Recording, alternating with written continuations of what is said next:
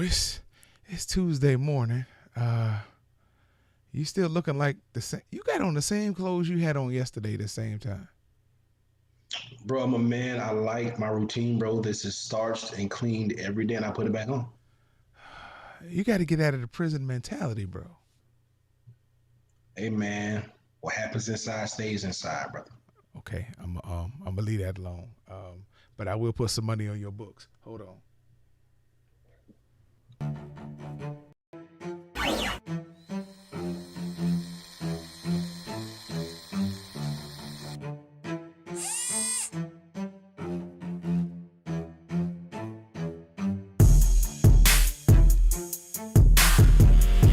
Ladies and gentlemen, fasten down the hatches.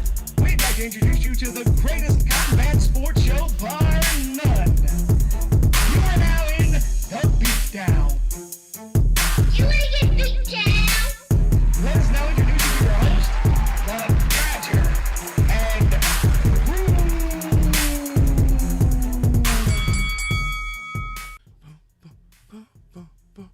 Oh, my bad. Hey. Oh, I like the hat, bro. Yeah, man, a little trendy. You know, had to do a little something with the V cut. You see it? And look, the sun's just hitting it perfectly.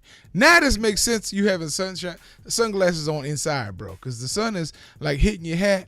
It looks like it's very pretty over where you are. Just saying from outside, and something's on your TV. Oh yeah. That's Civil War. That would be Steve Rogers and his two black friends. It's too Yeah, bad. man. I'm not even gonna get into that with you. Listen, real quick, because I know we got a special guest coming on today, and his time is very valuable. So I went to a wedding this weekend on Mother's Day with a good friend of mine, which was very interesting to be at this wedding because it was his grandmother getting married. Right. And you know how old we are. So his grandmother was getting married. So he just kind of jokingly goes up to his grandmother at the reception and says, "Grandma, you think this guy will have enough money to provide for you?" And she says, "Oh, yes, dear." He says, "He's a funeral director." And he says, "Okay." She says, "Well, I follow the Elvis principle."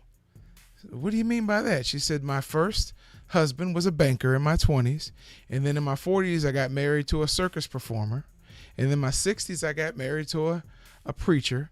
And now in my 80s, I'm marrying a funeral director." He said, "But I don't get the correlation with Elvis." She said, "1 for the money, 2 is for the show, 3 was to get ready, and 4 is to go." Really, you don't want to laugh on camera, do you? But you got to. You got to. You want to introduce our guest? Uh-oh. Where's your audio? Oh, can you hear me now? Can you Now hear I me? can, yeah. Oh, there we go. All right, fighters. See, I'm glad I didn't even get it out so now I can say it freely. Listen, Fighters Show Nation, without further ado, we bringing in our big homie, the guy that we go to when we need all the inside scoop. Y'all give a warm round of applause for the homie from BSO. That's Black Sports Online. Brother Rob, little bro, what's good, man? Oh man, I'm doing well. I thought your joke was funny. I To be appreciate it, honest Rob. with you, I I appreciate chuckled it. in the background. I appreciate it, man. This I guy, chuckled in the man. background. This guy. See, I don't even need your approval. Rob said he thought it was funny. And what? Well, I guess. So, bro, what's good, man? We ain't seen you in a few months. We're glad to have you back home, man. How are things with you? Yeah, things are going well. As we talked about a little off air, have a new addition to the family. My little girl Harper Gray was Oh, born on December the 4th. So she's doing great, 5 months. So, that's, a lot of things happened badly to a lot of people during the pandemic. I had some issues and things as well. But out of all of that, this came. And, that's definitely a blessing. And it's something where, when you think about things, about life, all of the money, the sight, the fame, the fortune, all of that, but man, everything, family is where it's at. So, I'm about as happy as a man can be right now. all right. All right. Hey, and Harper Gray. I love that name. I love that. That's nice. She'll be able to get a home loan, a car loan. I'm just saying. You set her up, man. It's sad as black people, we got to think about stuff like Yeah, we that. do. Isn't that sad? Like, Yeah. you know, a white person can name their kid like a decimal point. Won't matter. You know? Yeah. We name my kid something unique. It can just be unique. My thing is I never say names of ghetto. I'm like, hey man, that's an interesting take on a name, right? But to other people, or they see it and they make snap judgments about it just off of a name, and that's just one of the million things that we have to deal with as people. Listen, Yeah, I the thought same about people that. would, I thought about that because I wanted to name my daughter Chamomile Honda, and my wife was looking at me like, so the only thing you want her to get approved for is public assistance, and I was like, wow. Wow. Sorry, bro, I had to get that in. Go ahead. No, you're right, man. No, but it's funny that you say that, bro. It's true. But what a lot of people don't know is why they make fun of that. A lot of those names come from what these people would call Native American terms. So a lot of that's really weird and interesting, but I digress. Bro, listen, a lot has been going on out here in this world, bro, since the last time we talked to you. But before we talk about all the good, bro, I want to bring up something that just happened recently that me and my partner had a lot of conversation about. And when you being someone in the media, just kind of give us your perspective on what's happened or what has happened up until this point with Felix Verdejo, what he's been at this point basically charged with, and what the media is and isn't saying about this incident. Yeah, I mean, it's crazy because when you first heard about it, and I had some people down in the area and some boxing people that I know before, you really got the details, was like, Rob, this is bad.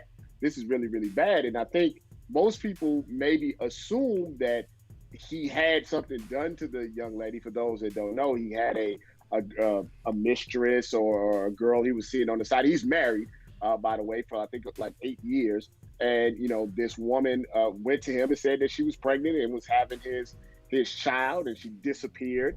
And at the point of disappearance, a lot of people were like, we think he's involved. We think maybe he had something to do with it. I don't think anybody realized that he was the one with his own hands that did it. And the police, the FBI got involved. That's when I knew that this, when the feds get involved, it's different than the cops, right? Yeah. Like the cops mess up a lot, get the wrong person a lot. Normally when the feds get involved, they don't make those type of mistakes. It's lock and key. So if they hop in and say, this is what happened, and you're getting charged, there's not too many people beating the Fed case. And for them to say that they had surveillance video of him throwing her off a bridge and taking a shot at her, and the man used his own car. So, I mean, I don't know if he was on something, to make, be one of the world's dumbest criminals, but it's sad. But I also found out while researching the story that down in Puerto Rico, these things are happening a lot to their women. Their women are going disappearing, being murdered. So they actually, even before then, had like a task force trying to figure out, what these disappearances, these kidnappings, these murders of these women, and people getting away with it, or not being charged. So they were already heightened when this happened. So they're not taking any chances with him. And, he was denied bail. The death penalty is on the table. Boxing career is over. And, I just don't see any way out of this, for him. And if he did it exactly the way that they said he did it, then, that stuff may be warranted, those type of punishments. This is an example to me of one of these things that in your mind you want to do one thing, and things just went really wrong really quickly, and you sit back and you're like, oh my God, I took a life and now there's nothing I can do about it. My whole life is over. It's ruined. And that's the strange thing about it, because I mean, let's be honest, athletes having children with other women outside of their marriage or outside of the girlfriend or whatever is not unusual thing, what I mean? And a lot of times the wives or the girlfriends, they stay because, money reasons or whatever reasons that it is, I mean, this happened to Dwayne Wade. I mean, Gabrielle Union didn't go nowhere. You know what I mean? Like, this happens you know, a lot. Not a lot, but I mean, it happens enough It does happen a lot. that it shouldn't be something that your first thought is murder. Killer. Yeah. Maybe try. I mean, there's different. There's like someone said, there's about 1,000 different ways he could have tried to take care of this, and he chose literally the most heinous way, possible. So, and this is what me and my partner were talking about, because I jumped on this story very early on, hashtag watch the pod. I remember the first rumblings that came out about it, and I was like, man, I told my partner, I said, bro, there's this interesting story going down on Puerto Rico, Verdejo, where his baby mama is missing. And my partner was like, yeah, and he was like, and we kind of talked about it loosely, but we didn't get into it. And the next day, it's like, wait a minute, something's going on with the local authorities down in Puerto Rico, and now the FBI is about to get involved. We said then that this is going to be bad. How this story does differ for me, not only because he did it with his bare hands, correct? What makes this even the stranger is because we're talking about two issues here. One, a kid that was pretty much the prodigal son. If anybody that hasn't been following boxing and understand the tradition that boxing plays in Puerto Rico, this kid was the next Cotto. He was the next trainer. He was supposed to be the next star, right? Mm-hmm. So you got that aspect going for him. Then you have the fall from Grace Park, right? When he gets to the motorcycle accident, his career is never the same. He comes back, he gets a win here and there, a couple of devastating losses. And the last time we saw him, he's getting knocked out. Mm-hmm. Is there some CTE involved? Because like you said, this was probably the worst plan that you could have hatched. Mm-hmm. A 5-year-old could have come up with a better plan than this, and you went out and did this. So you got the Puerto Rican country looking bad because they've really put this kid on a pedestal here. Right? And now they've uncovered, like you say, pulled back a layer on something that's already been going on. Right? And on top of that, is there a medical issue? Is there some CT? Is there something going on here? Because none of this makes rational sense. Yeah, and then, the last fight that he had, it was not just your regular, this was not your, my eye socket. He got beat down, not to pun, no pun intended. I mean, he got viciously beat in a fight that he was winning to submission. And though they always say it's not the one punch knockouts that really mess with you.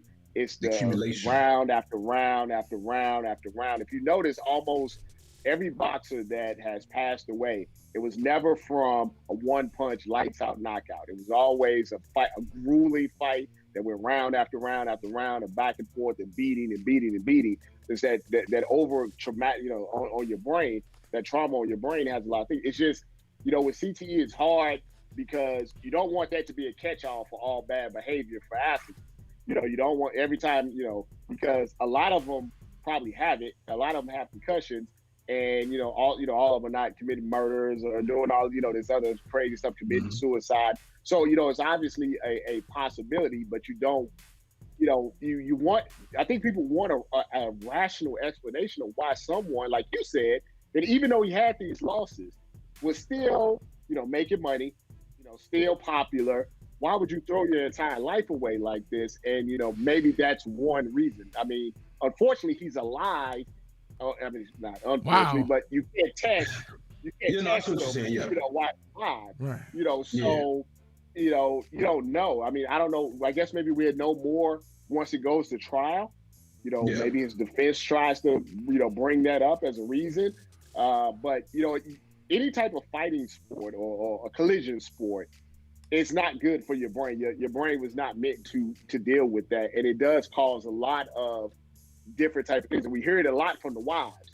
My husband played football only for 3-4 years, and now he forgets things. He can't walk. Yeah, it's rough, and you don't hear about a lot of those stories because they're not Tom Brady, they're not Peyton Manning, they're guys that were the backup guard that was played for 5 years that nobody can remember. And in boxing, every time you go in there, you get hit in the head. I mean, so it's possible. It's just, I mean, I don't know. We two things. At one point, I don't know if this story went away, but at one point they said that his wife and her father were involved in this as well. Did they finally decide that they weren't, or? Well, what we know is that at some point the wife came clean. So, they brought her in and I don't know who told them, but she was helping the investigation. Let's put it like that. Yeah. You know, the car was found at his mother's house. You know, it seems like family members were contacted. You know, like at first he was trying to find someone to do it, and he couldn't find anybody to do it. You know, everybody's trying to get out of Dodge. Obviously, there was a witness that was actually there with him.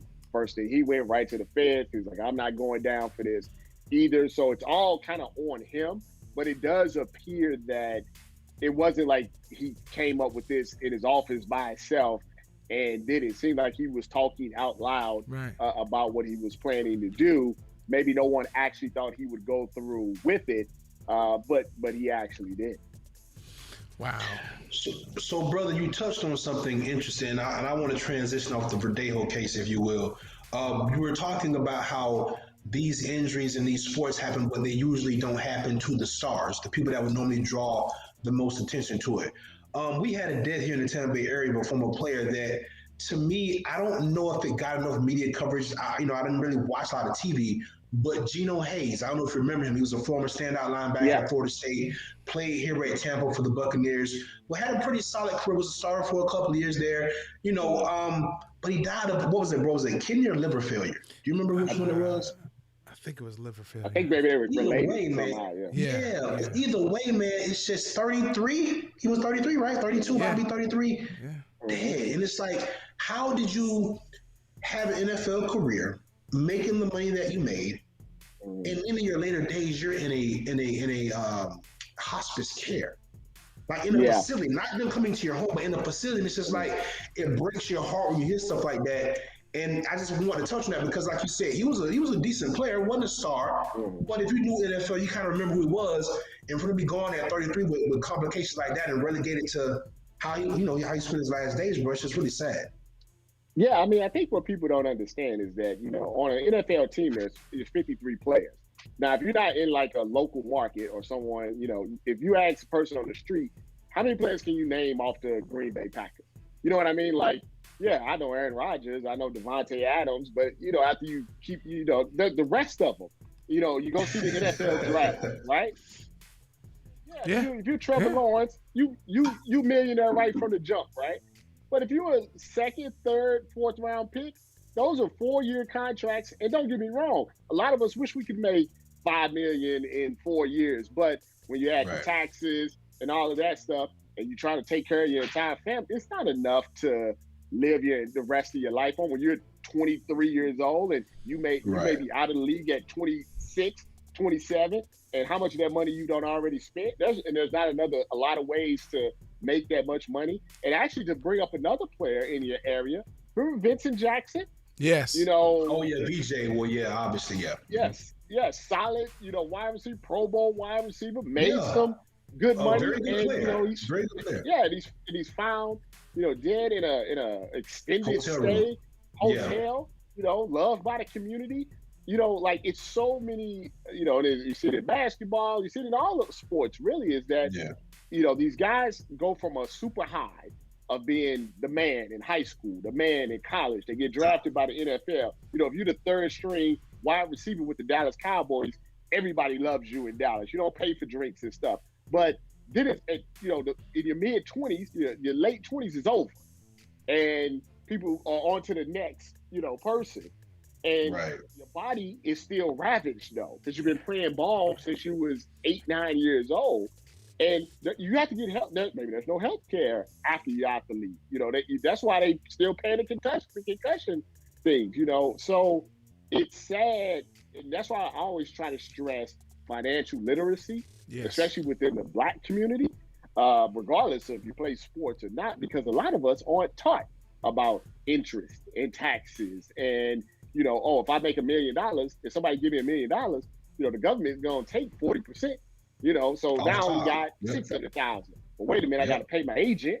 I got to pay my personal trader. And that's I got personal property taxes on my car and my house and my motorcycle. You know what I mean? So it's like, it's tough. And then you see it like, man, how could an NFL player die at 33? How could he die? And say, how's it if somebody like Junior Seau, how's he committed suicide? How did he end up broke? How did, Antoine Walker lose $100 million? It wasn't $100 million. You know what I mean? It was like $50 million. But he was spending more than the regular person. Right. It's Right. so Right. easy to happen. And as reporters and media people, I think it's our job to kind of express that to the common person, like it's not Right. all Balance glitz it. and Give it glamour balance. like you Yeah. said. Yeah, Yeah. yeah. It's funny you say that because when I was 14 years old, I met this guy. I'll mention his name, Uki Singletary. He was an offensive lineman in the USFL for the Michigan Panthers. He played with Eric Trevelyan and Bobby Hebert before they came to the NFL. And yeah, he was making probably about between $4,000 and $5,000 a week during the season. Every week, you go to the bank, and it doesn't sound like a lot now, but you're talking 87, 86, 1980. That was a pretty good amount of money, $4,000 a week. And there was no financial literacy to go with it. There was no camp. You didn't, nobody told you about compound interest. Nobody told you put your money in a max funded IUL. Nobody laid these things out for you.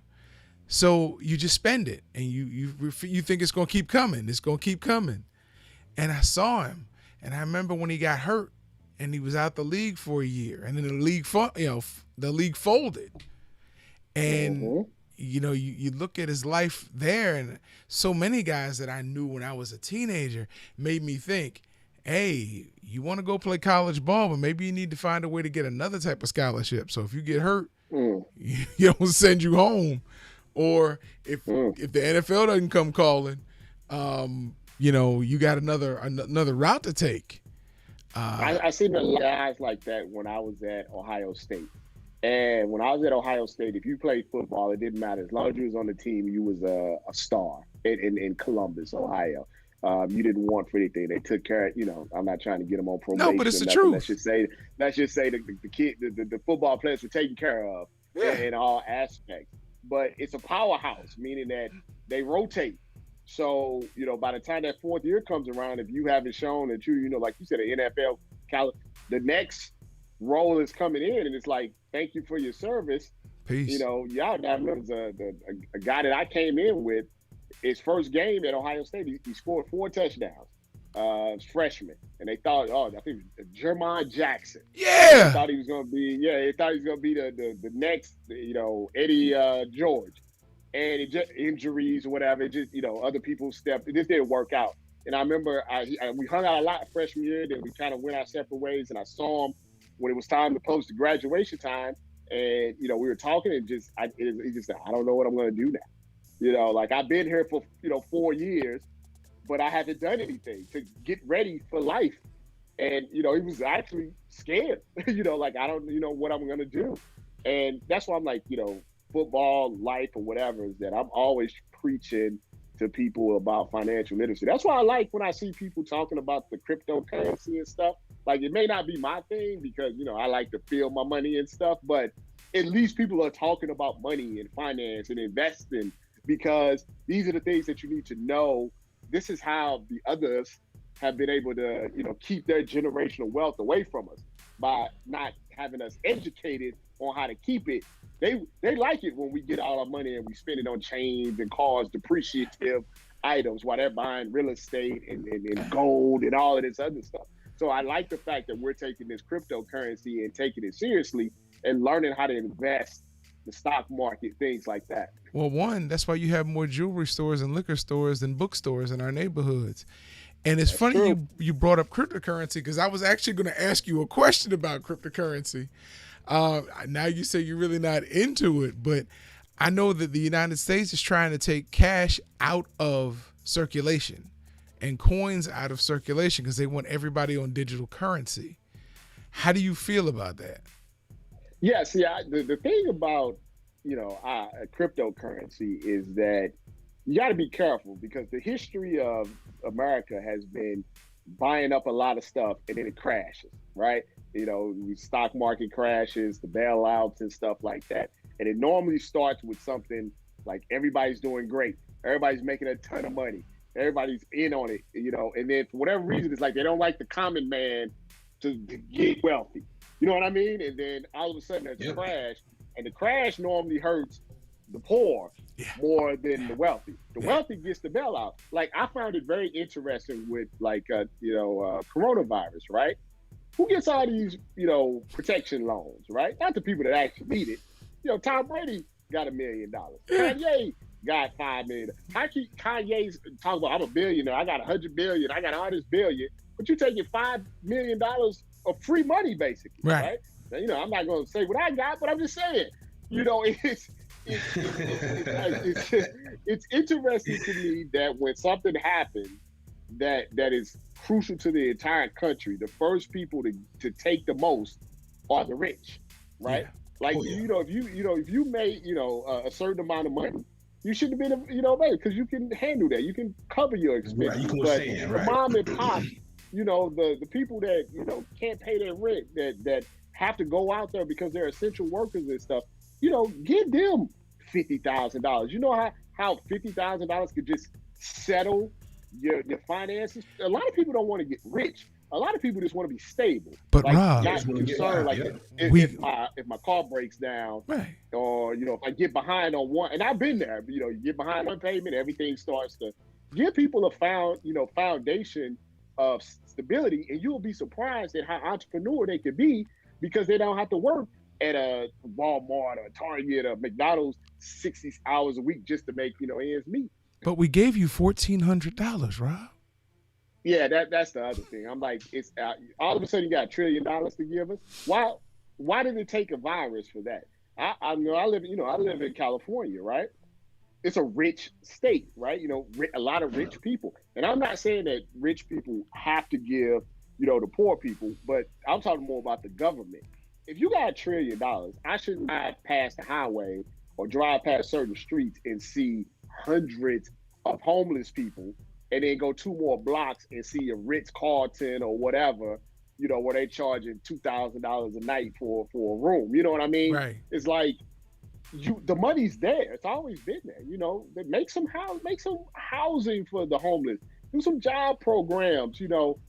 Like I said, I don't think the government wants poor people to ever become stable because at that point they may start looking at them like, "What the hell are you doing?" If you have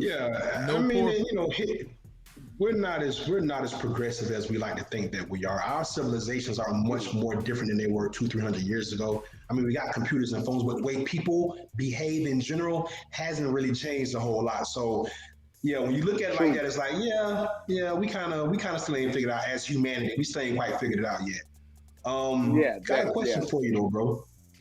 So, being a media guy, I know that you're someone that advocates for all athletes, but especially for Black athletes, especially when they're excelling, because we don't always get the same treatment as other people get when it comes to getting exposure for our fighters. Right now, without a doubt, Kamaru Usman is the baddest man on the planet, bro.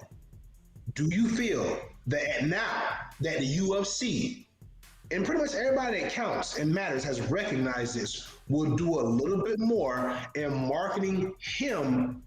And will we really, really get to see that UFC Africa 2022 that he said what happened after Kamaru's last fight? That would be Dana White that said that. No, there's a reason Dana White keeps trying to get Covington to beat him. You know what I mean? That's why he keeps getting the Covington fight, because he wants, I wouldn't say he wants it. I say he likes to play up the MAGA versus the African. It's a thing to him. As long as Dana White's in charge, I think, the thing about the UFC that's a good thing is it's really a monopoly, and they don't pay their fighters well. But on the flip side, as an audience member, you get good fights because first off, they have no choice of who they fight, and furthermore, they have no leverage to negotiate it. Besides Conor McGregor, none of them have any leverage. So you get the fights, and they're out there knocking each other's head off, and then Dana White is the one that's taking all the money. There's a reason that UFC guys will fight a boxer, and no boxers never want to go to the UFC. You see what I'm saying? Because the UFC guys, if they fight a boxer, hell, if they fight a YouTuber, they're going to get double, triple, 3 times the money. Mm-hmm. Usman, if he was in boxing, he would be seen like Deontay Wilder, right? Deontay Wilder made $20 million on his last fight, 10 to 20 million fighting Tyson Fury. Usman not touching anything like that, but he's considered Remotely the close. quote unquote baddest man on the planet, right? You know, you see Anthony Joshua and Tyson Fury getting ready to fight, they making $75 million a piece, you know, for the heavyweight championship. You see, you know, Canelo, a Mexican, $30-40 million to fight a UK guy that makes it. So, you know what I'm saying? So he should be, but the UFC markets themselves kind of the same way that I would say like the WWE does. It's more about the UFC than the individuals. Yeah. And the only one that really cracked that code was McGregor, you know, who figured out, hey, I'm the star, I'm the draw, not Dana White, not the company, right? You know, Ronda Rousey to a maybe a smaller extent. You know, John Jones has been saying, I'm John Jones, I'm maybe the greatest fighter of all time, and I make less than Luis Ortiz made against Wilder. That don't make no sense, you know, but that's the way that their economic thing is set up. It's set up more for the UFC and Dana White and the investors than the fighters. I like that. I was but when you were talking about Usman, I kept thinking about John Jones, and we've been mentioning that John Jones it would be good for him to make a play for a Triller event, to where, you know, even if he didn't fight a boxer, even if he fought another MMA guy who really wanted to fight John Jones, because John Jones is who he is, most people feel like he's just an uncrowned champion. So he would carry that leverage into the octagon and maybe pull, you know, 20, 30, $40 million on a Triller fight. And but I mean, if he does that, go ahead. I was just saying, the thing about the Trillers and the YouTube is people complain about it, right? But somebody's watching it. Yeah. You know, because that's how they get. Yeah, that makes the pay-per-view numbers. They may not be as high as they report, but it's obviously because I can. Yeah, I mean, it's obviously because I can tell when people are into an event. I mean, because I'm on their social media, I'm seeing what's, you know, happening, who's talking, who's not. They're into it. Like they maybe it reminds me a little bit of when the Versus first came out and they were doing it in the basement and stuff. It's a train wreck. Like people don't watch as much Versus anymore. You know why? Because now it's too polished.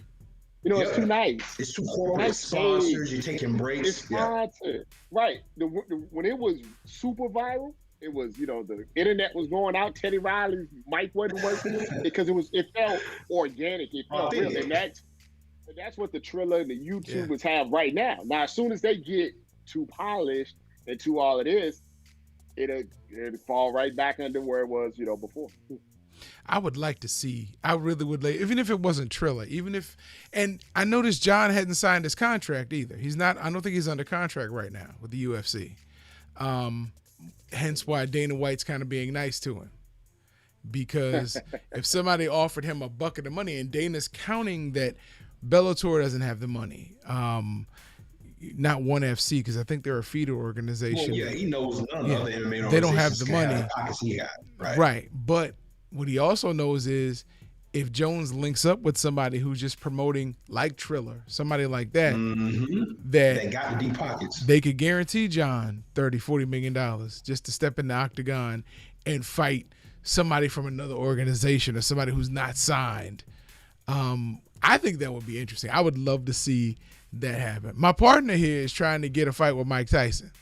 So if you know anybody that can help us pull that off, but not a boxing match. He wants Mike in a BJJ match where Mike has on a gi and they're not on. Yeah. But he said he would actually. You got to go out to the Tyson Ranch out here in the middle of nowhere, California. But he done bought up a bunch of property. They got hotels and stuff there. And he got a big, you know, the weed ranch and all of this stuff. Just roll up there and try to catch him with the pigeons. Don't tell him that, Rob, because if you tell him it's a ranch with weed on it, he's going. You know, I was about to say something. When he said roll up, I was like, literally, I will, and I'm going to pull up on it, bro. That's on my list. As soon as California open up and we can move out, I'm out there to the Tyson Ranch.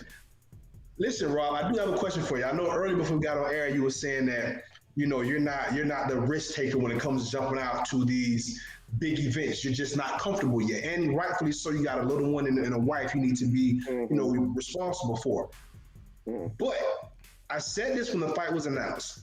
I feel that boxing has just saved, or depending on what side of the fence you look at it, sentenced the world back into turmoil because 73,000 people in Cowboy Stadium Saturday night with probably what 15 to 10% of the people wearing masks, bro.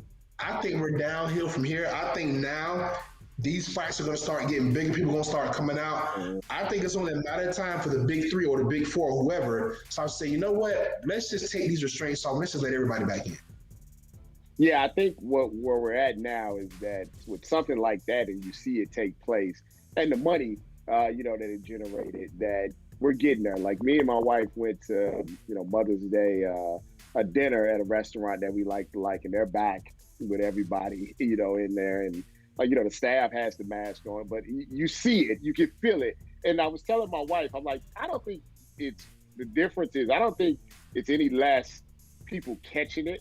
I think, like anything, is we were caught off guard with it because Trump downplayed it, and the hospitals, the doctors, they wasn't ready, and when it happened and people was coming in and the emergency were overwhelmed and all of that, they just wasn't ready. I think now, after basically over a year of dealing with it, they're ready for it. So I don't think the numbers, and also I think now that Biden is in office, you just don't hear about it as much. I mean, there was a time when they reported it every day. This is how many deaths. This is how many hospitalizations. You don't hear that much anymore, because maybe there's a vaccine out. I think the numbers, like you said, they're probably going to spike, and especially in the summer, and people are more out vacationing. But I think, like you said, I think people have got to their limit, and states have got to their limit. And you see the Republican states like the Floridas and the Texas and these other states seeing all this money that they're made. I mean, think about how many big events boxing events Vegas has lost. I mean, that's a fight on Cinco de Mayo weekend that 99% of the time Canelo has in Vegas. And that's making them, God knows how much in tourist money and all of this. Because now you got the people coming down from Mexico and California and Arizona coming in, spending money. I always tell people, when a big fight happens, it's not the ticket money from the fight that the state likes. They like the fact that after the fight and before the fight, people are drinking, people are gambling, people are eating at restaurants. They're spending pretty money at the hotels. That's where they're making, all the money for.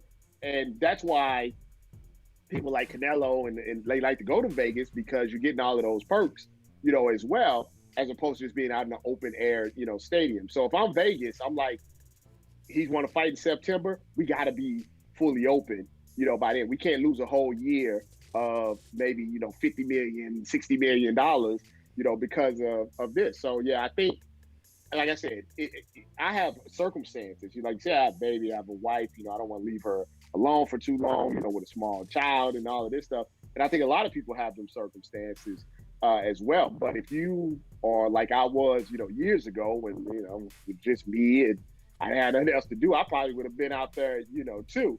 And you're starting to see more media. We saw a lot of media at the Floyd thing with the Paul brothers. They were all, I'm starting to see what I would consider normal activity from media and fans at these events. Hey, you're right. You touched on something. And my father-in-law, before he passed, used to always say, figures never lie, but liars can figure. And when you start looking at the numbers that are being reported versus the numbers that are being released, you're right. People are ready to get you out of your house so you can open up your wallet, go to the beach, support a business, get on a plane, support these airlines. And they're not going to tell you how many people are dying. We're no longer going to see those reports like in New York with the tractor trailers with makeshift morgues in there with body bags just stacked up. We're not seeing that, but it's still happening. I was in a conversation earlier today when somebody's like, well, we got vaccines, so we're good to go. And I'm like, really? But if you listen to independent news outlets, you hear that people are still getting coronavirus who have been vaccinated. People are dying who have been vaccinated. And the thing about the one thing about the vaccination is you're taking people's word for it.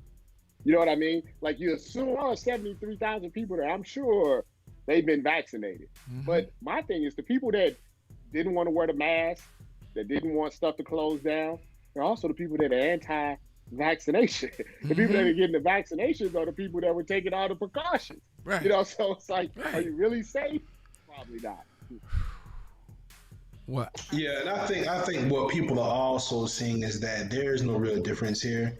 The only real issue is the economy. And that's always been the only issue. And you saw both sides spinning this to their advantage during the political run. Now that Joe Biden's in office, they don't even care. Like you said, the reporting of it is not even there. And it's not because it's not happening. It was because they never cared to begin with. It was politicized for their agenda, and that's it. So now people are just like, you know what, it don't matter. Both sides like, it don't matter. So people are going to have the same attitude. Now it don't even matter at this point. So I'll be surprised, bro. But yeah, we definitely wide open here in Florida. So you're welcome here whenever you get a free chance, brother. Bring a mask, really. Listen, I wanted to get your take on the HBCU spring season. The fact that HBCU football teams were getting airplay on ESPN3, ESPN2. Do you think it helped them? Do you think it hurt them? Do you think this kind of people are still going to be kind of indifferent to them? As we move into the fall season? Having Dion and some other stuff. I think it helped. I mean, it always helps when you're unopposed, and they were, unopposed pretty much, with the football season. There was a few spring leagues that are out there. I think still there's an issue with the HBCU, as we saw that none of the players got drafted. In the NFL draft. And that's really the main issue with any HBCU, be it basketball or football, is if you're an 18-year-old kid and you have the talent, or you think you have the talent to make it into the league, and that's your way out of whatever situation that you're in, they don't like black people in Alabama, but if you play well at Alabama, you're probably going to get drafted. Yeah, probably. And so that's how the powerhouses stay powerhouse until the HBCUs start showing that they can kind of churn out NFL quality players, starters, first round picks. It's going to be a hard sell to get those 5-star, that 4-star recruit. You're seeing a little bit more in basketball, but if you really, and a lot of it is the celebrity kids. But those celebrity kids, the Master P kids or Shaqs, they're 3-star recruits. They just have big names because of who their parents are. But it's good. Football is harder because it's more players. But that's really the issue that they have. I don't think it's visibility or things like that. Is that they aren't churning out the NFL quality players, and therefore, if you are that 4-star recruit, even though if you're in a New Orleans, if you're in a North Carolina, if you're in a Florida, there's HBCUs there, but they're not going to get you to where you're trying to go to take care of your family and possibly get into the league. Well, don't you think the NFL may bear some responsibility on that, or some? And I'm going by examples, like when they got together and they made Charlie Ward the very last pick coming out of Florida State. Knowing he would go to basketball if he was if he was picked that low, or when they got together and they would not draft Tommy Frazier at all coming out of Nebraska. Right. So I mean, yeah, well, absolutely. I mean, the NFL is big on symbolism and not actually doing anything. You know what I mean? Like, the end racism and the Black Lives, but they don't. A lot of times their words and their actions don't mess up. Like just today, I mean, Tim Tebow is back in the league, but not Colin Kaepernick. You know what I mean? Like it's hard pressed to listen to a league say, "Oh, we about exclude." We don't exclude. We about diversity. We about all this. We're about opportunity. We're about not opportunity and all this stuff. But Colin Kaepernick can't get a call, and people say, "Well, Colin Kaepernick hasn't played for 3 years. Tim Tebow wasn't even a good player, and he hasn't played for 8 years. 6 years now." 8 years or something like that. But he could still get, at least an opportunity to show that he can play, which is all that Colin Kaepernick only wanted. Like, I'm not asking you to give me a starting job. Give me an opportunity. Just let me come to camp. Let me show you what I can do. He can't even get that out of the 32 teams. He can't get one team to say, go ahead, let's try out. Come to the facility. Let's see what's going on. But Tim Tebow can just call up a guy that he used to coach with and say, hey, I need a favor. And, that's privilege. And so you're right. The NFL does bear the responsibility, but they're more about just saying stuff that looks good on TV and press releases than actually doing stuff. Right. I'm in agreement with everything that you guys said. And that whole Tim Tebow thing, me and my partner were talking about that before the show started, because I'm actually a Jaguar fan, an original Jaguar fan. So that definitely stings me to see that kind of move. But I also was not impressed when we hired Urban Meyer. I know what the purpose of that was. But to my point, when you guys are talking about HBCUs and the lack of opportunities that they get, I see it from both sides. And here's why I say that. Up until recently, and I would like to see the numbers on this, you always had kids that made out HBCUs. There are a lot that are in the league now that are great players, but for one that just comes to mind automatically, and I see him a lot, is Dominique Rodgers-Cromartie. He went to Tennessee State. He's a little kid here from Sarasota. Got drafted, I think, in the 3rd or 4th round by the Giants, or whoever took him. Had a very good career, played a long time.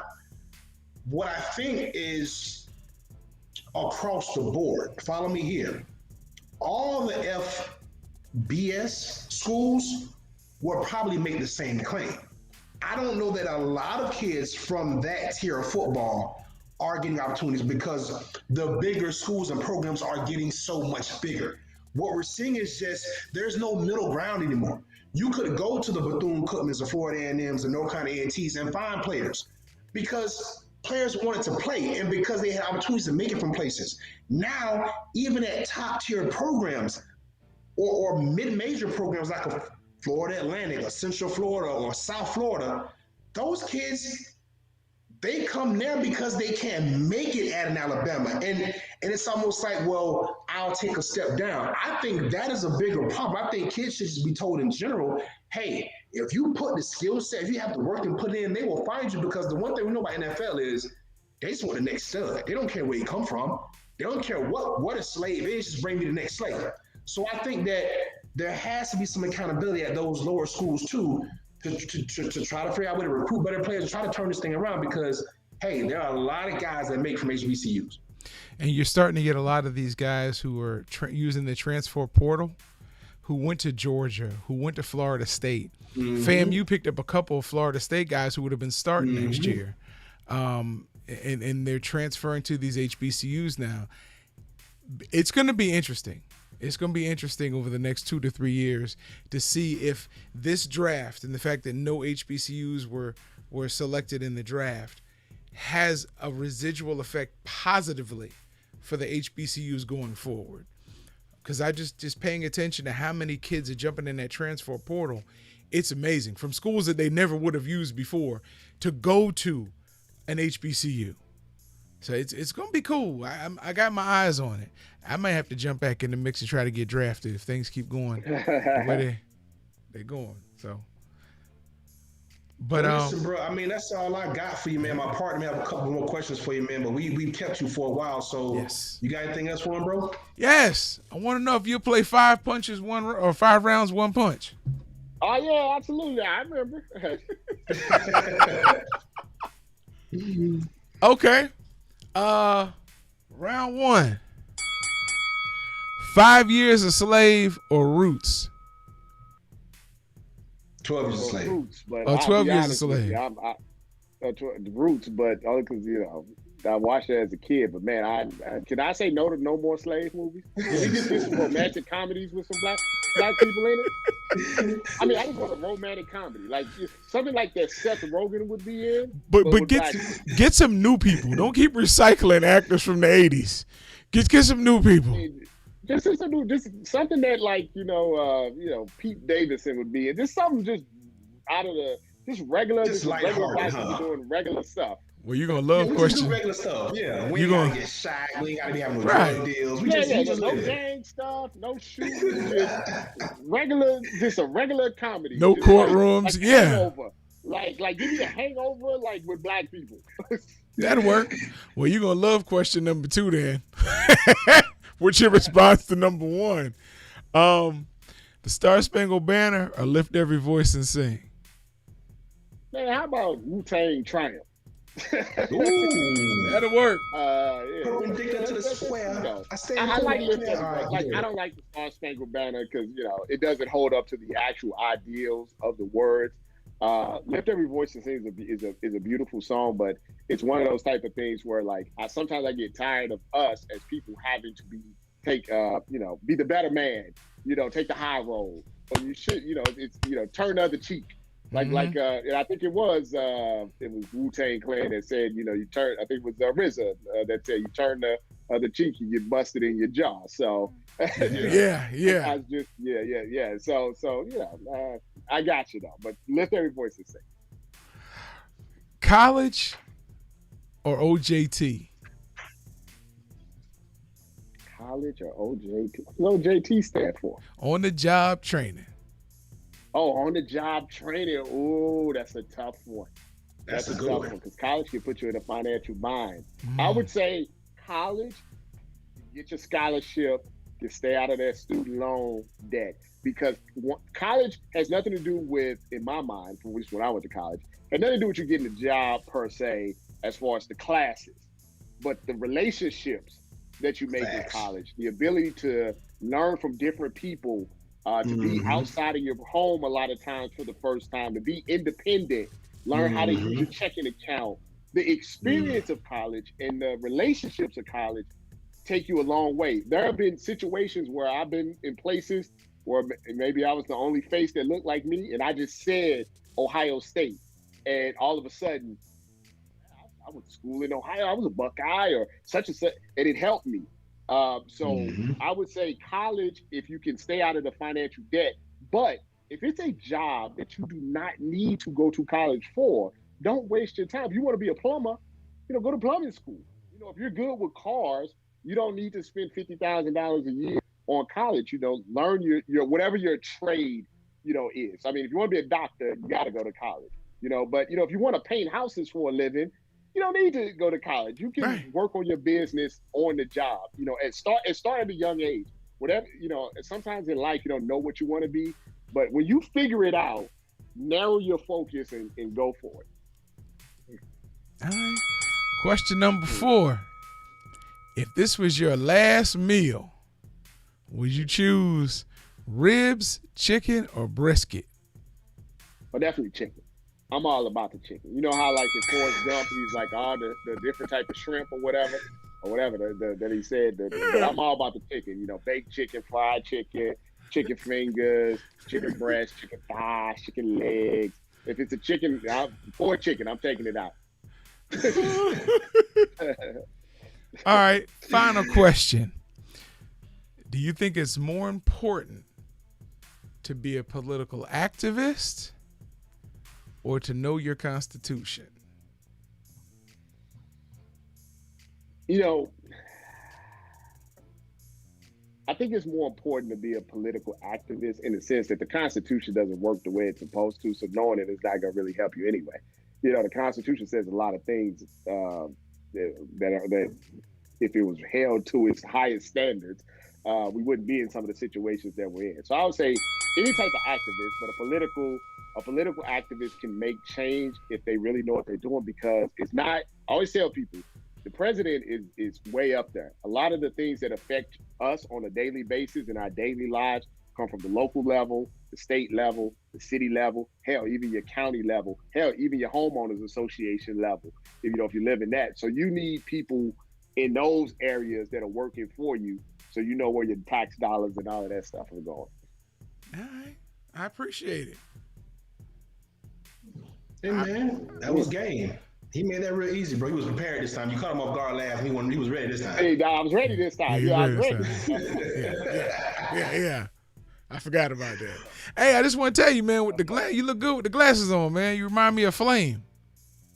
Well, yeah, normally I'm in my office when I'm looking at the computer, I'm blind as a bat.